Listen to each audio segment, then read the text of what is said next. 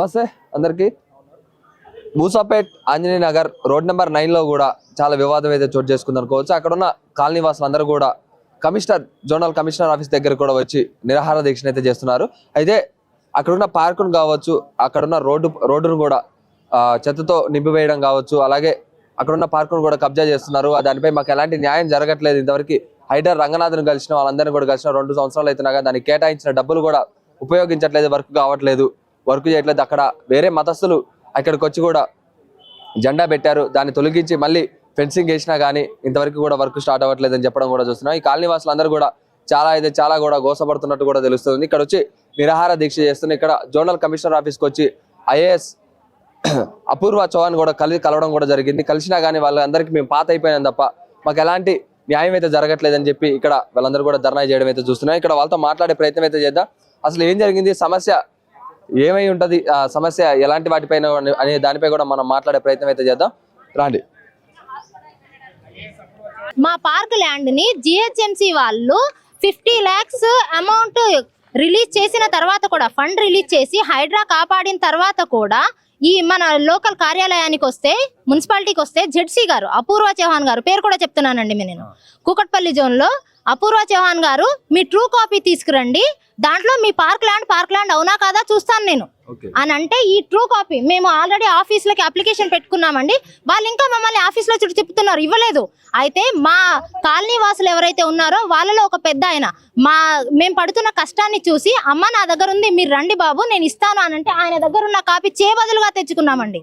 ఈ ట్రూ కాపీని కూడా మేము తీసుకొచ్చి ఇచ్చామండి. అంటే పార్క్ ల్యాండ్ రికార్డ్స్ లో ఉండగా కూడా నీకు పేపర్ కావాలా అండి, మీకు చూసేదానికి ట్రూ కాపీ కావాలా, నిర్ధారించుకోవాలా. అంటే ఆ పార్క్ మొత్తాన్ని తొలగించి ఏం చేద్దాం అనుకుంటున్నాం? ఏం చేయాలనుకోవట్లేదండి. నిజానికి చెప్పాలంటే పార్క్ ల్యాండ్ ని కబ్జా చేయాలి అని అనుకున్నారు. ఆ కబ్జాని ఆ పార్క్ ల్యాండ్ ని కబ్జా చేయాలనుకున్నారు. బట్ హైడ్రా సహకారంతో, హైడ్రా ఎవరికి ఎంత సహాయం చేసింది అనేది పక్కన ఉంచితే, మా ఆంజనేయ నగర్ వాసులకి మాత్రం పెద్ద సహాయమే చేసిందండి. కబ్జాకి గురవుతున్నటువంటి మా పార్క్ స్థలాన్ని మాకు కాపాడి ఫెన్సింగ్ వేసి ఇచ్చిందండి. హైడ్రా ప్రొటెక్ట్ చేసి ఫెన్సింగ్ వేసిన తర్వాత కూడా మళ్ళీ ఫండ్స్ ఎక్స్పైర్ అయిపోయాయి, మాకు ఫండ్స్ లేవు మీకు గోడ కట్టడానికి అని అంటే, మళ్ళీ ఆ ఫండ్స్ కోసం కూడా పిల్లల్ని తీసుకొని మా కాలనీ వాసులమంతా హెడ్ ఆఫీస్ చుట్టూ తిరిగి అక్కడ నుండి ఫండ్స్ తీసుకొచ్చి మళ్ళీ వీళ్ళ దగ్గరకు వస్తే వీళ్ళు ఏమంటారు తెలుసా అండి, ఆ ఎలక్షన్స్ కానివ్వండి, ఈ ఎలక్షన్స్ కానివ్వండి, మాకు హైడ్రా ప్రొటెక్షనే సరిపోదు, పోలీసులు కూడా కావాలి. ఈవెన్ ఏసీపీ గారి దగ్గర కూడా వెళ్ళి మాట్లాడడం జరిగిందండి. అందరూ రెడీగా ఉన్నారు, బట్ వీళ్ళు పని ఎందుకు చేయట్లేదండి? ఫండ్స్ ఉంచుకొని ఇంకో నెలలో ఫండ్స్ ఎక్స్పైర్ అవుతాయి, మార్చి కల్లా మన ఫైనాన్షియల్ ఎక్స్పైర్ అయిపోద్ది. 2 నెలలుగానే మళ్ళీ మేము పిచ్చోళ్ళలాగా వస్తే ఏమంటారండి, ఫండ్స్ ఎక్స్పైర్ అయిపోయాయండి మళ్ళీ తీసుకురండి మీరు అంటారు. మేమండి తీసుకురావాల్సింది ఫండ్స్, ఎన్నిసార్లు తిరుగుతామండి. అలాగే రోడ్డు సమస్య కూడా ఉందని చెప్పి, రోడ్డు మీద కూడా చాలా వరకు చెత్త ఉంది అని చెప్తున్నారు. సమస్య అయితే చాలా దారుణాతి దారుణం అండి. ఇరిగేషన్ కాలనీ అని అంటే ఒక రకంగా ఆదర్శప్రాయంగా ఉండాలి. మా కాలనీలో అటువంటి ఆదర్శంగా తీసుకోవడానికి బిల్డింగ్లు ఉన్నాయండి, డెవలప్మెంట్ ఉందండి. కానీ ఫుట్పాత్లని ఆక్యుపై చేసి బండ్లు పెట్టుకోవడం, స్టాల్లు పెట్టుకోవడం, నడిచేదానికి ప్లేస్ లేకుండా ఉండడం, పెద్ద చౌరస్తాలో నీకు స్ట్రీట్ లైట్స్ అనేవి అది ఏమంటారు చూడండి, ప్రదర్శన కోసం మాత్రమే, జస్ట్ ఫర్ డిస్ప్లే. ఈ రోజు వరకు ఆన్ అవ్వలేదు. ఈవినింగ్ 6 అయింది అని అంటే మా కాలనీలోకి వెళ్ళడానికి మాకు రూట్ ఉండదండి. ఆల్మోస్ట్ రోడ్స్ అన్ని బ్లాక్ అవుతాయి. ఎందుకనంటే మాది హైటెక్ సిటీకి కనెక్టింగ్ రోడ్డు. ఎక్కడెక్కడ నుండి అక్కడ ట్రాఫిక్ ఉందని చెప్పేసి పక్కన చిన్న సందు కనిపిస్తే వచ్చేస్తారు. వాళ్ళైనా ఇంటికి వెళ్ళాలనే ఆత్రం. ట్రాఫిక్ లో ఎన్ని రోజులు కష్టపడతారండి, రోడ్లలోకి వచ్చేస్తున్నారు.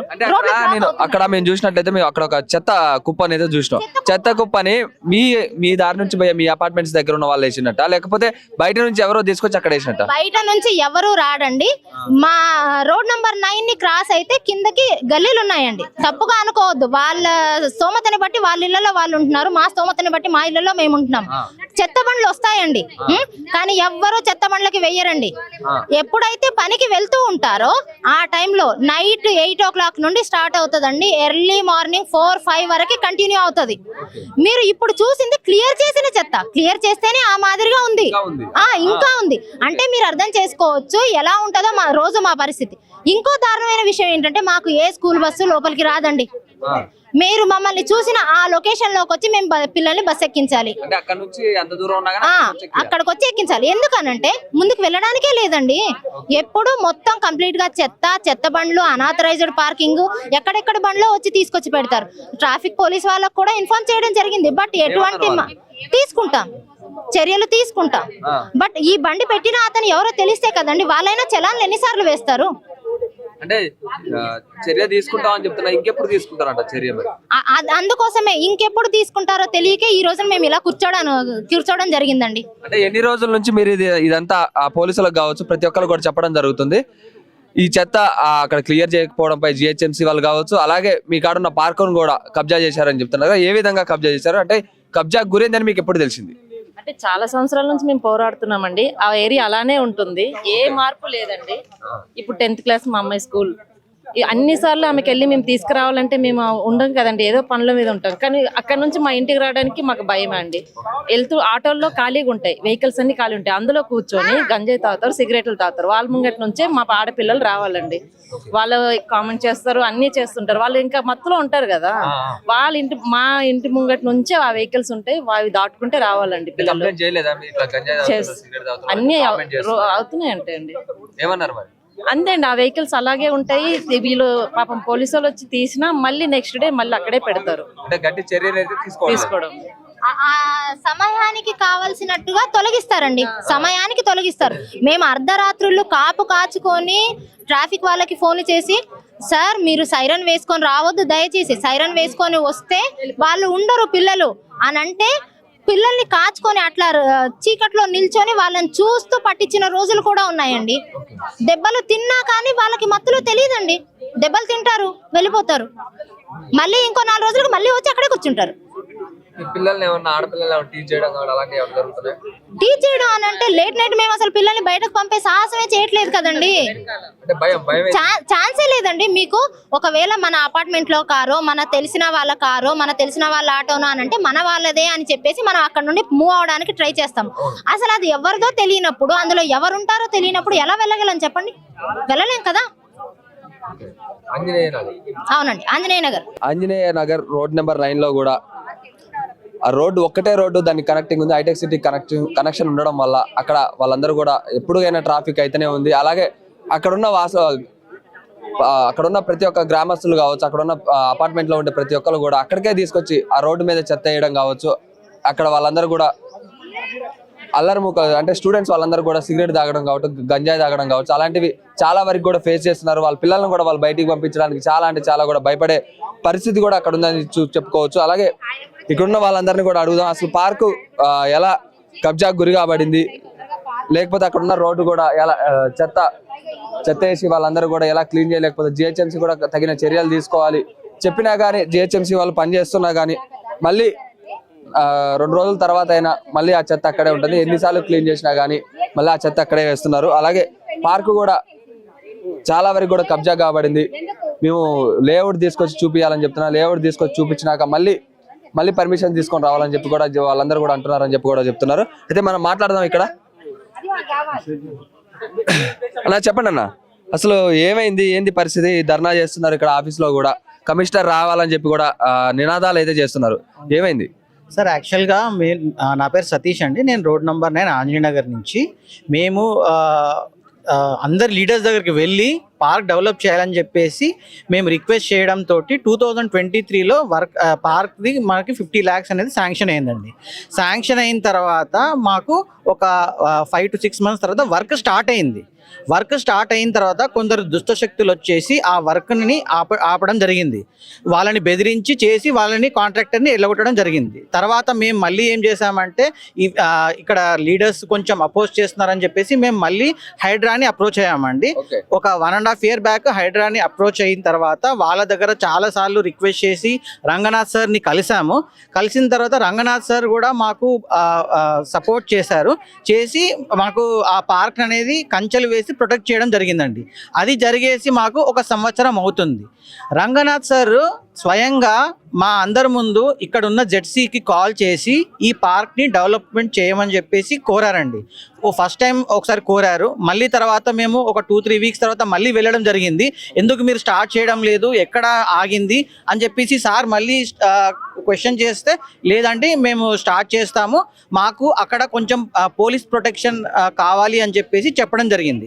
అయితే సార్ ఏమన్నారు, మీకు ఎలాంటి ప్రొటెక్షన్ కావాలన్నా కానీ మేము సహాయం చేస్తాము, మీరు పార్క్ వెంటనే స్టార్ట్ చేయమని చెప్పేసి చెప్పడం జరిగింది. దుష్ట శక్తులు వచ్చినాయి అని చెప్తున్నారు మీరు. అంటే ఆ దుష్ట శక్తులు వచ్చి అక్కడ ఉన్న ఫెన్సింగ్ కావచ్చు, అక్కడ ఉన్న పార్క్ కూడా డెవలప్ చేస్తుంటే కంచెలు పెట్టి చేస్తున్నా కానీ వచ్చి ఆపారని చెప్తున్నారు. అసలు ఎవరు వాళ్ళు సార్? అయితే అక్కడ లోకల్ డైరెక్ట్ చెప్పండి, ఎందుకంటే పార్క్ విషయంలో మీరు అందరు పోరాడుతున్నప్పుడు మీరు చెప్పాలా, ఏదున్నా కానీ బయటికి చెప్పడం వల్ల నలుగురికి తెలుస్తుంది. దాన్ని ఎప్పటికప్పుడు చేయడం కోసం అధికారులు కావచ్చు ప్రతి ఒక్కరు కూడా చర్య తీసుకోవడానికి కొంచెం సులువుగా ఉంటుంది. మీరు ఇప్పుడు చెప్పకుండా దాన్ని దాచేయడం వల్ల దానివల్ల ఎలాంటి ప్రాబ్లం అయితే అక్కడ క్రియేట్ కాకుండా ఉంటుంది. మరి సార్ అక్కడగా లోకల్ నాన్ లోకల్ సార్, అక్కడ ఉన్న నాన్ లోకల్స్ వచ్చి కొందరు, అంటే పేర్లు మాకు తెలియవు, బట్ అక్కడ ఉన్న నాన్ లోకల్స్ వచ్చి స్టార్ట్ చేశారండి. ఈవెన్ ఎప్పుడైతే హైడ్రా అక్కడ కంచె వేద్దామని చెప్పేసి వచ్చినప్పుడు దగ్గర ఒక 100 to 150 మెంబర్స్ వచ్చేసి ఆ పార్క్ని స్టాప్ చేద్దామని చెప్పేసి ట్రై చేస్తారు.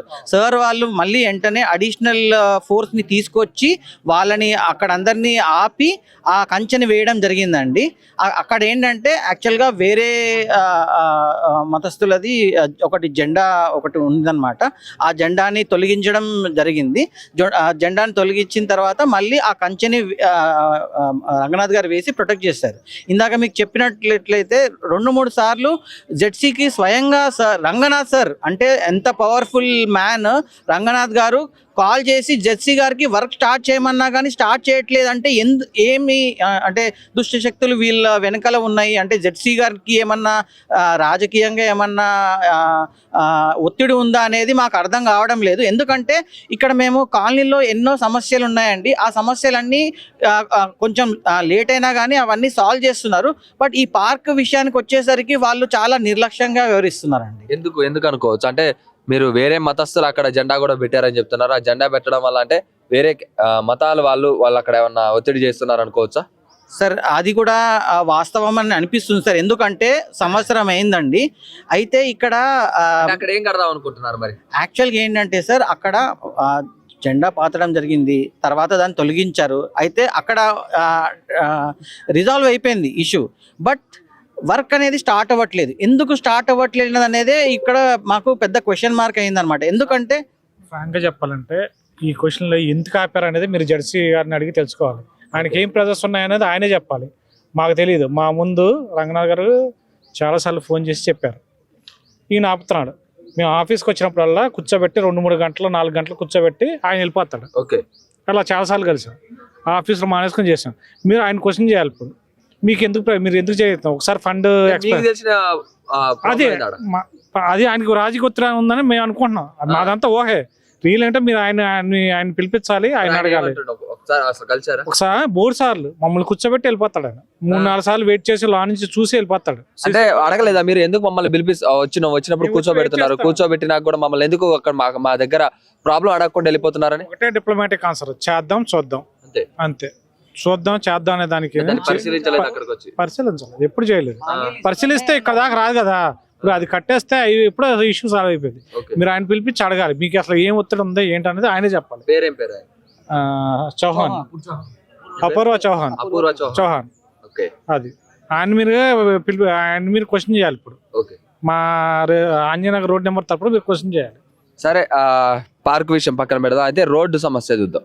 రోడ్డు సమస్యలో కూడా రోడ్డు దగ్గర అంటే లోపలికి వెళ్లే క్రమంలో కూడా అక్కడ మొత్తం చెత్త ఉంది. ఆ చెత్త ఎవరేస్తున్నట్లు, ఒకవేళ దాన్ని క్లీన్ చేసిన జిహెచ్ఎంసీ వాళ్ళు దాన్ని క్లీన్ చేసినా కానీ మళ్ళీ చెత్త ఎవరేస్తున్నట్లు. అక్కడ స్టూడెంట్స్ కావచ్చు, కొంతమంది యువకులు ఉంటున్నారు, యువకులు కూడా గంజాయి తీసుకుంటున్నారు, లేకపోతే సిగరెట్ తీసుకుంటున్నారని చెప్పడం కూడా చూస్తూనే ఉన్నాం.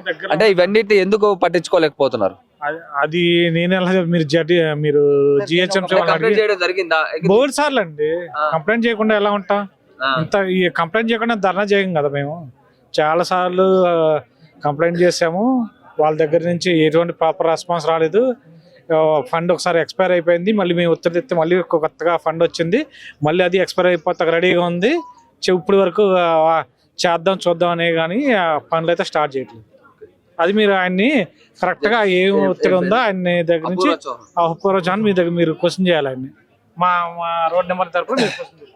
అయితే ఇక్కడ చూసుకున్నట్లయితే ఇక్కడ ఆ ప్రాంతీయ వాసులందరూ కూడా ఆంజనేయ నగర్ రోడ్ నెంబర్ 9 వాళ్ళందరూ కూడా ఇక్కడ ధర్నా చేస్తున్నారు కదా. ఈ ధర్నాలో కూడా అపూర్వ చౌహాన్ దగ్గరికి పోయి చాలా సార్లు కూడా వాళ్ళ వినతి పత్రాలు ఇవ్వడం కావచ్చు, వాళ్ళు కలవడం కావచ్చు. ఒకవేళ కలిసినా కానీ ఆడ వాళ్ళు ఒక 10-15 నిమిషాలు వస్తా అని చెప్పి బయటికి వెళ్ళిపోవడం, లేకపోతే వస్తాం లేదా చూద్దామని చెప్పడం కూడా చేస్తున్నట్టు. అయితే వీళ్ళందరినీ కూడా పట్టించుకోవట్లేదు అని చెప్పి కూడా వీళ్ళంతా క్లారిటీగా అయితే చెప్తున్నారు. అక్కడ ఏదో జరుగుతుంది, వేరే మతస్థులు అక్కడ జెండా బాతారు, ఆ జెండా తీసి కూడా 2-3 సార్లు అయితే అక్కడ కంచె బాధించారు. అలాగే హైడ్రా రంగనాథ్ కూడా దీనిపై గట్టి చర్య తీసుకున్నా కానీ వీళ్ళు పట్టించుకోవట్లేదు, మళ్ళీ దాన్ని ఆపుతున్నారని చెప్పి కూడా వీళ్ళందరూ కూడా చెప్తున్నటువంటి పరిస్థితి. ఇక్కడ ఒక పార్కు లేఅవుట్ కావచ్చు, ఆ వేరే మతస్థుల వాళ్ళు కూడా దాని మీద జెండా బాతారు. రంగనాథ్కి ఎన్నిసార్లు కంప్లైంట్ చేసిన రంగనాథ్ పట్టించుకుంటాడు, కానీ ఇక్కడ అపూర్వ చౌహాన్ అయితే కొంచెం పట్టించుకోవట్లేదు. చూద్దామంటున్నా, ప్రెజర్ వల్ల చూద్దామంటున్నాడా, లేకపోతే ఏం జరుగుతుంది ఇక్కడ? అలాగే రోడ్డు సమస్య కూడా చాలా వరకు కూడా వీళ్ళందరూ కూడా బాధపడుతున్నటువంటి పరిస్థితి కూడా ఉంది. ఎట్లా చూసుకోవచ్చు? ప్రభుత్వానికి, ప్రభుత్వ యంత్రాంగానికి, అధికారులకు ఎన్నిసార్లు మెమరాండం ఇచ్చినా, ఎన్నిసార్లు వాళ్ళ నోటీసులకు తీసుకెళ్ళినా వాళ్ళు వేరే మతస్థులది ఉందని చెప్పేసి, ఈ ప్రభుత్వం అండగా ఉందని చెప్పేసి వాళ్ళు విస్మరించడం జరుగుతూ ఉన్నది. అయినప్పటికీ కూడా ఈ యొక్క అక్రమ కట్టడం ఏదైతే ఉందో దాన్ని బై ప్రెషర్ ఆ దేవుడి దయ వల్ల తీసేయడం జరిగింది. తీసేసినప్పటికీ ఆ పార్క్కి రావాల్సినటువంటి ₹1 కోటి నిధులు వచ్చున్నప్పటికీ పార్కు అభివృద్ధికి నోచుకునే పరిస్థితి లేదు. IAS అపూర్వ చౌహాన్ జోనల్ కమిషనర్ కుకట్పల్లి వారిని ఎన్నిసార్లు కలిసినా వారు మాట దాటేయడమే జరుగుతుంది తప్పితే మేము చేస్తామంటున్నాం కానీ చేస్తాం అనే లోపల దాదాపు 4 సంవత్సరాలు గడిచిపోయినాయి. గత సంవత్సరం వారి నోటీసులోకి తీసుకెళ్ళాం, DCP గారితో మాట్లాడడం, అందరితో మాట్లాడడం జరిగినప్పటికీ కూడా అభివృద్ధి నిమ్మకు నీరెత్తినట్టే అధికారులు వివరిస్తూ ఉన్నారు. దీన్ని ఇమీడియట్గా చేయాలని చెప్పేసి నిరాహార దీక్ష కూర్చోవడం జరుగుతూ ఉంది. ఒకవేళ దీన్ని కనుక పరిశీలించకపోతే, దీనిపైన ఎలాంటి సొల్యూషన్ కూడా చూపించకపోతే నెక్స్ట్ వచ్చే కార్యాచరణ ఏం చేద్దాం అనుకుంటున్నారు? ఇవాళ నిరాహార దీక్షకు కూర్చుంటాం. అందరం కూడా బస్సువాసులు అందరూ కూడా ఏదైతే ఆంజనేయ రోడ్డు ఉందో ఆ రోడ్డుకు అడ్డంగా చెత్త బండ్లే కానివ్వండి, ప్రైవేట్ వెహికల్లే కానివ్వండి, వేరే బస్సు నుంచి వచ్చి అక్కడ వెహికల్ పెట్టుకోవడం జరుగుతుంది. దాని గురించి పొద్దున స్కూల్ పిల్లలకు ఇబ్బంది కలుగుతూ ఉంది. తల్లిదండ్రులు అందరూ కూడా వచ్చి రోడ్డు మీద ఎక్కించాల్సిన పరిస్థితి. రోడ్డుకి వీళ్ళందరూ రోడ్డు మధ్య మార్గాన వెహికల్స్ పెట్టడం వల్ల స్కూల్ బస్సులు, స్కూల్ వ్యాన్లు వచ్చే పరిస్థితి లేదు. కాబట్టి ఈ యొక్క ఇబ్బంది కూడా ఉంది. అట్లాగే ఫుట్పాత్ పైన చిరు వ్యాపారులు బండ్లు పెట్టుకొని ఆక్రమించేసి అక్కడ ట్రాఫిక్ జామ్ చేయడం జరుగుతుంది. కాబట్టి బస్సుకి తీవ్ర ఇబ్బంది కలుగుతుందని చెప్పేసి ఇవాళ నిరాహార దీక్ష చేస్తూ ఉన్నాం. ఈ యొక్క అంశాలను కనుక జడ్సీ గారు పరిశీలించి ఇమీడియట్గా యాక్షన్ తీసుకోకపోతే ఇక్కడే నిరాహార దీక్ష కూర్చుంటాం. ఆ పనులు అయ్యే వరకు కూడా మేము ఇక్కడే కూర్చుంటామని తెలియజేస్తా ఉన్నాం.